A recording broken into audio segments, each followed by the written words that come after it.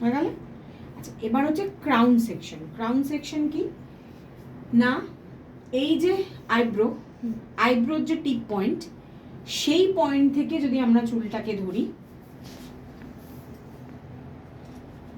এই এটা টিপ পয়েন্ট, এটা টিপ পয়েন্ট, এখান থেকে ধরলাম, ঠিক আছে?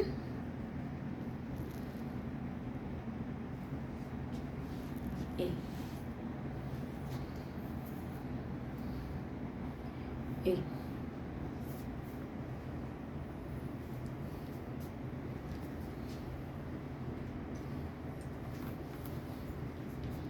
টিপ পয়েন্ট,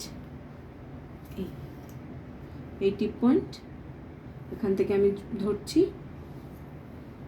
এই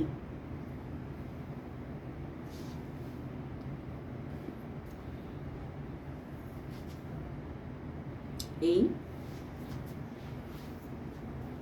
পুরো ব্রহ্মতালু যেটাকে আমরা বলি, সেই অবধি আমি নিট অ্যান্ড ক্লিন একটা সেকশনিং পেয়ে যাব। ওভাল শেপ বলতে পারিস বা ইউ শেপ পেয়ে গেলাম। এই সেকশন দেখ, এখানে এবড়ো খেবড়ো হয়েছে, এটা কিন্তু হেয়ার কাটিং এর সময় করা যাবে না, সেই জন্যই আমরা অলওয়েজ ওয়াটার স্প্রে করে নিই।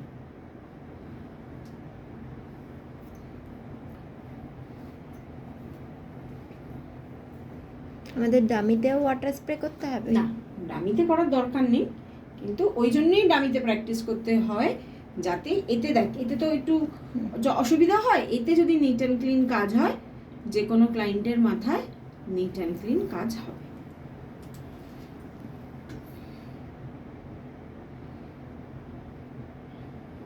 এই হচ্ছে সেকশনিং। দেখ, একটাও কোনো ব্যাকা আছে? ব্যাকা আছে?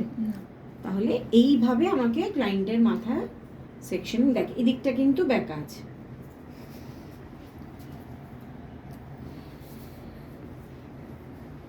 এদিকটা কিন্তু ব্যাকা আছে। এই যদি আমি এদিকটা